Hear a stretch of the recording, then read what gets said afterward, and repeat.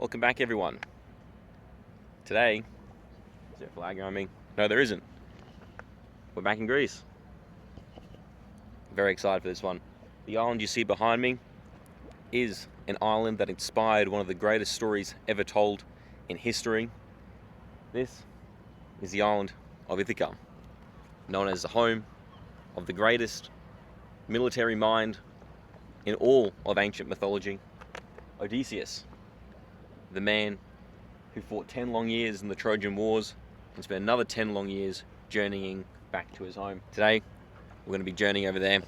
We're going to be hopping on a boat from here in Summing on the P lines. It's our boat. It's meant to be departing in a few minutes' time. It's about a 30-minute ferry across the strait. So we're going to go there today and we're going to go and see the island, the land that inspired one of the greatest stories ever told in Homer's second epic, the Odyssey.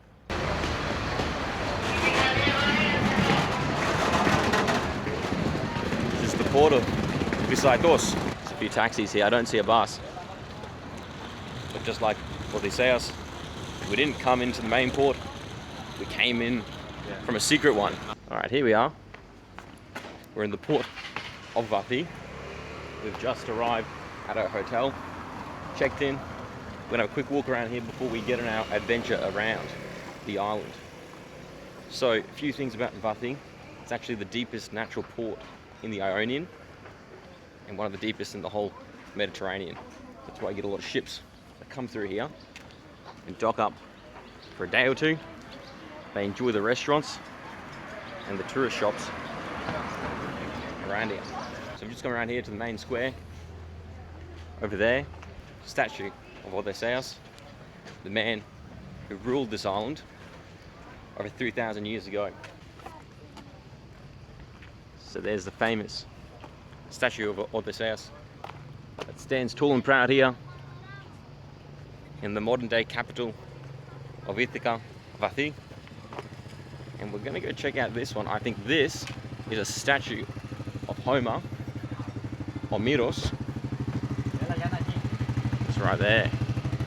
So the man who wrote the two epics, the Iliad, the story of the Trojan War, and the Odyssey, the one of Odysseus' journey home. There we are, or Niritos. Okay, so what did this translate to? So, it translates to Homer, Oracle of the Delphic Sanctuary to the Roman Emperor Hadrian, 171 AD to 138 AD. Concerning Homer's ancestry, his homeland is Ithaca, Telemachus is his father, and Epicae, daughter of Nestor, is his mother who bore him, the wisest man among mortals. Epic cycle concerning Homer and Hesiod and their lineage. And that is Homer. Or Niritos. So this is Telemachus. Telemachus was the son of Odysseus. Does that mean that Homer's the grandson I don't know. of Odysseus? I don't know, mate. I don't know. We're going to go look if we can rent a car and get around this island, because we're not going to go see everything I want to see on foot. All right, to the rent-a-car. Little Fiat Panda. Hello. All right, so we got our car. 55 is decent. 55 is a pretty good price for this, That's yeah. pretty good, yeah. Alright, Michael. So we'll call this Troy. Troy. Trojan. I Hello, don't know the hello, Trojan. Fiat. Hello, I Troy. shall call you Troy. So before we start on our Odysseus journey, I wanted to stop off here and acknowledge this island in the middle. It's called Lazaretto. Yeah. And in the World War II, it was used as a prison to go hold prisoners of war, people causing trouble on the island. And then it was later converted into a quarantine centre after the war finished. A taxi driver was actually saying that you can see online what the prison used to look like, but after a few earthquakes, the prison all fell apart. So a good 60% of it fell into the water. So now it's just a very flat-looking island, but it does have a little church on it. So they do a lot of weddings and christenings on it. There is a boat that we can get there, but I don't know. Swim there. We can swim there. Probably get in trouble by the port police, but we could swim there. I don't think we'll go though.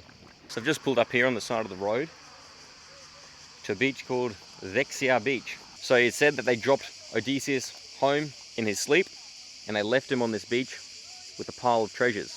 It's an old prophecy told by King Alkinoos' father, so that one day the Phaeacians and their king will disappoint Poseidon. They will anger Poseidon by helping a stranger return home. After the Phaeacians went and dropped Odysseus back, it is said that their ship was turned into stone by Poseidon. And as it was Poseidon who cursed Odysseus with never returning home after he blinded Poseidon's son, Polyphemus, the Cyclops. After the ship was turned to stone, King Alkinoos ordered that there would be regular sacrifices made to Poseidon, such not to disappoint him ever again. And they made a new rule to stop helping strangers. So that's a little bit of the story here. We're now going to go venture up to the cave, known as the Cave of the Nymphs. This is where the gifts given to Odysseus by King Alkinoos were hidden before Odysseus went and ventured further north to his palace, where he would yet again reunite with Queen Penelope. So we've just come up from Zexia beach, where Odysseus was dropped off in his sleep by the Phaeacians. We've now come to Spileo Nymphon, Cave of the Nymphs. So up here is where Odysseus hid the treasures gifted to him by King Alkinoos and the Phaeacians. So let's go take a look at it. I've read online that it's closed, but we may be able to sneak our way in. But we've parked here, no one else to see us, so we've got the cave to ourselves. But basically, there are clay pots found in the cave, according to this, which means that the cave was used for rituals. It is said in the text of Homer that the cave was used by the nymphs to weave their dresses and was used to create clay pots to store wine. So we're going to see if we can get into the cave, because it is said that there are two entrances. There is one for us mere mortals, and there is another one for the gods. So we've come to a fork in the roads. This way goes to the Cave of the Nymphs, and that one goes to Balio Hora, so Old Vathi. I'm not sure if we're going to get to Balio Hora, but I'll quickly mention it. So Balio Hora was the old capital. It was positioned high up here in the mountains, because back in the day there were a lot of pirate attacks. So from up here you can see Zexia beach, and you can actually appreciate from this angle how it looks exactly like the hull of a ship. So it's amazing that you can come to these places in the world, and even though it's regarded as mythology, you can see where the stories came from. Reckons it's locked. It is locked. Hey, come on, wait. Alright, we got Nick Penklis. He's surveying the area, making sure it's safe. I think Odysseus left it open for us. He knew we were coming. Alright, just watch your step, alright? Because I don't have with 9 years. Can go down there. And that's where the entrance is for the gods. What? Where's the god entrance? The god entrance is down there. We've come here. That up there is the entry for the mortals. And that there, the hole in the roof, let's even get around to it. That is said to be the entry for the gods. This is the Cave of the Nymphs, where Odysseus stored the treasures.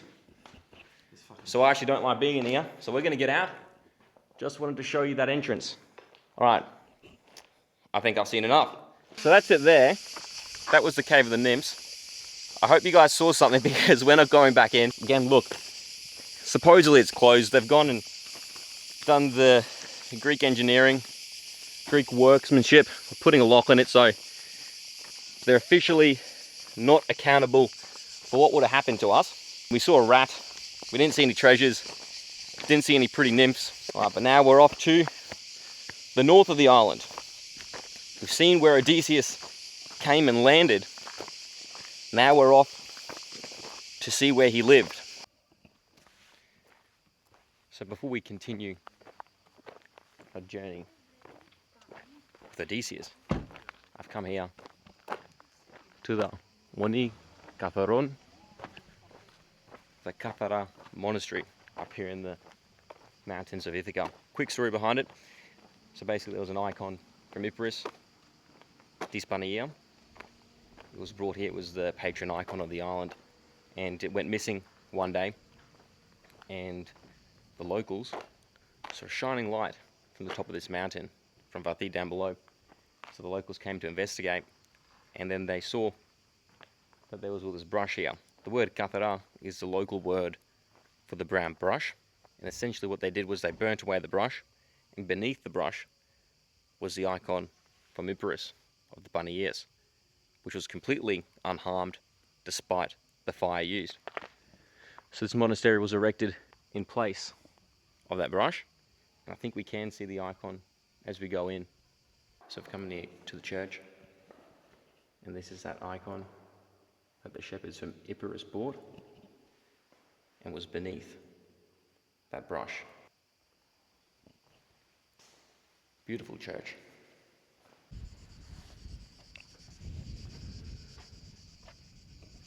So this is the bell tower here, just up from the monastery. So the bell tower was actually destroyed in the 1953 earthquakes that hit the Ionians, and it was reconstructed after that.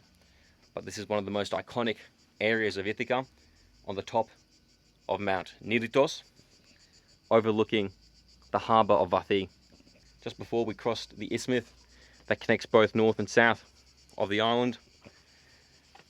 But yeah, you could sit here all day and just look at this view. Stunning. But otherwise, that was our little side quest here at the Kathara Monastery. We are now going to continue our Ithacan Odyssey. Just down from the monastery, you have this stone monolith named Araklis. I don't know much about this rock. I know that some people theorize that it was a place of meeting, a place of worship back in the ancient times. But those are just theories from what I hear. There is no official records from what I understand. Simply just a pointy rock. A big pointy rock. Big pointy rock named Araklis. That's it there. Rock. I don't know if that crack's a good thing or a bad thing. Touch the butt.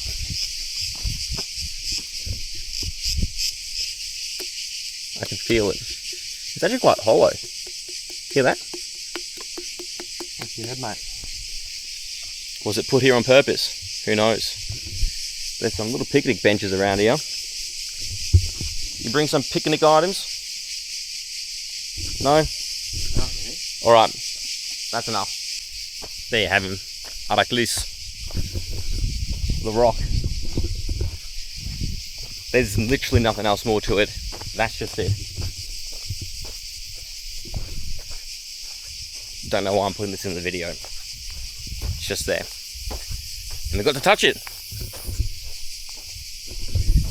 If it falls over in the next 6 months, don't blame the Penkless boys.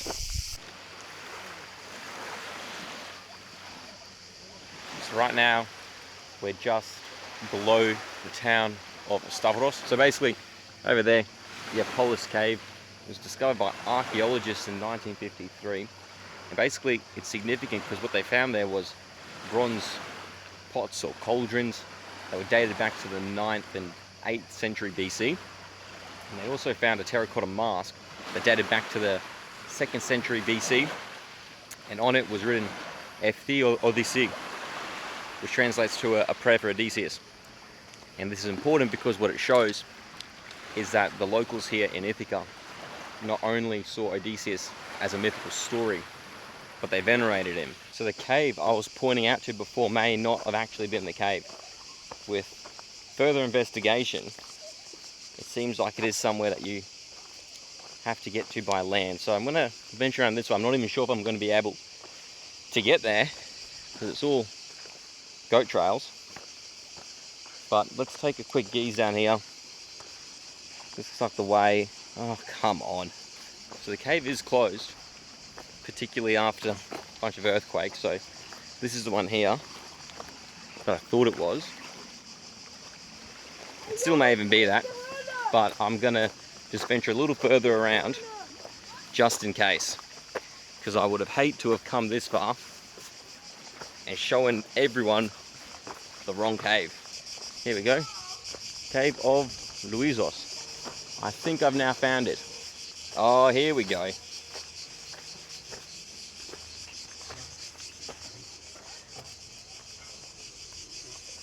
I think this is it.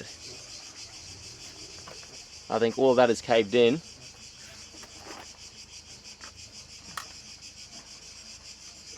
But essentially in the past, this is where they would have found those artifacts.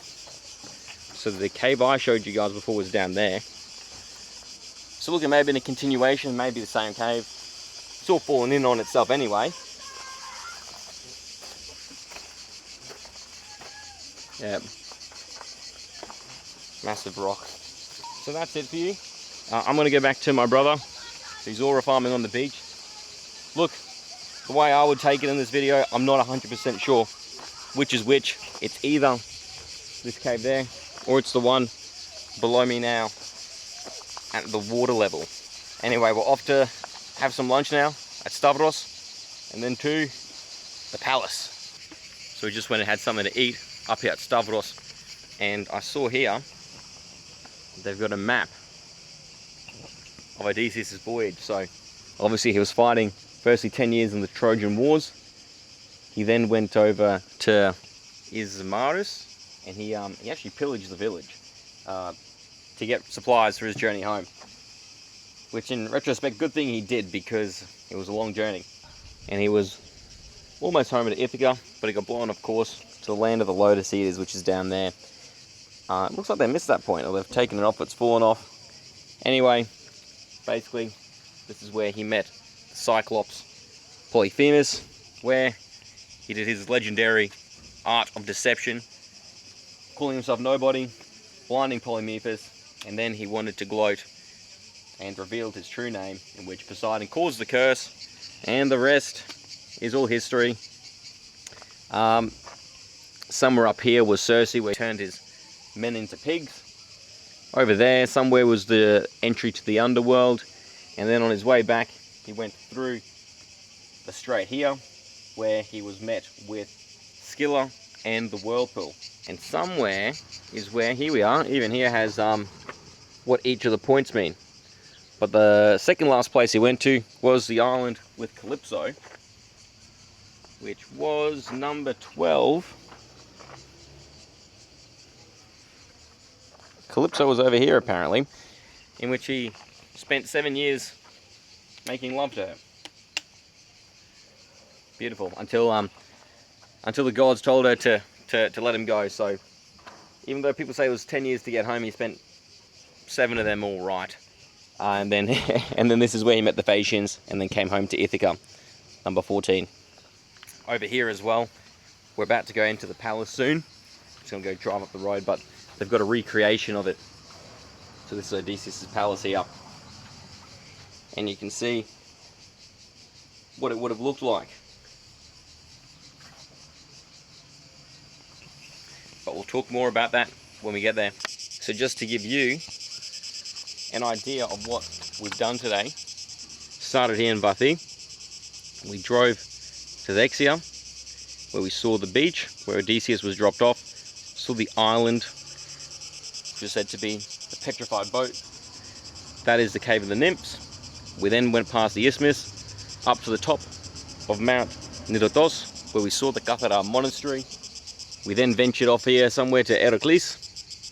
We went to Polis Beach, where we saw the cave of Louisos. We are now at number 2, which is the town of Stavros. And number 3, I believe, is where the palace of Odysseus is. So that's where we're off to next. So we've come to the last spot on our journey today, known as the School of Homer, but also declared the ruins of the once great palace of Odysseus.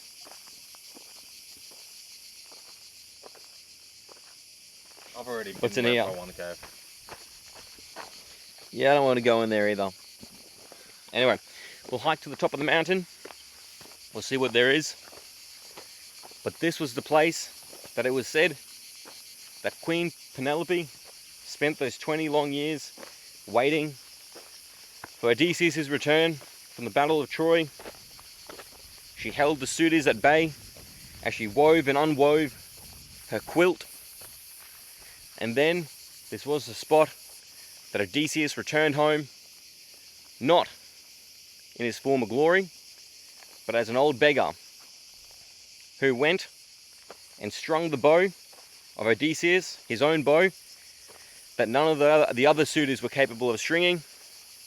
It was here he passed the arrow from that bow through 12 axe heads and re-won the hand of his wife Penelope. So the display you saw in Stavros shows what the palace would have looked like back in its time. So there's a lot of debate about where the real Ithaca is. Well, the Homeric Ithaca. Is it the same as modern day Ithaca that we stand in today? So in the epics, Homer describes Ithaca as low-lying and the furthest island in the group towards the gloom. In other words, the island closest to the west. Many would argue that Ithaca is not the closest island to the west. In fact, Kefalonia is. So it's been up for debate for a while. Is modern day Ithaca the real Ithaca? Now, I have my own opinions on it. I like to believe that this is the Ithaca from Homer's tales. There's plenty of evidence, as you saw. The Cave of the Nymphs, Dexia Bay, Polis Cave, Louisos Cave. The fact that in this exact site that we stand now, they found coins with Odysseus' face on it. But they found artifacts from that period of time. Of all the islands in the Ionian, Ithaca, and this spot we're in now, was the only place to show Linear B texts. Texts written in Mycenaean.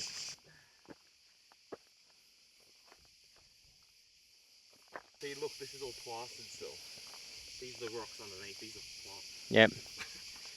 These walls are over 3,000 years old. You can see the sea over there. You can also see it up over there. So just here, you can see what remains of Odysseus' grand palace. The view he got. A view only fit for a king. I can imagine as Odysseus shut his eyes every night, this is what he saw in them. This view.